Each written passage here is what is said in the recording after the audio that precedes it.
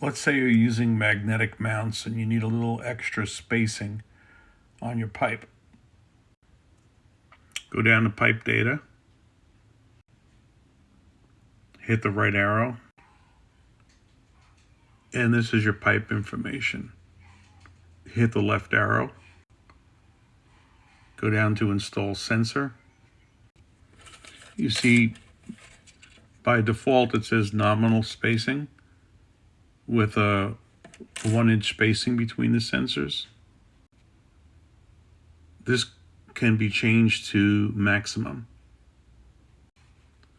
Now all of a sudden, instead of 1-inch spacing between the sensors, you have almost 3.5.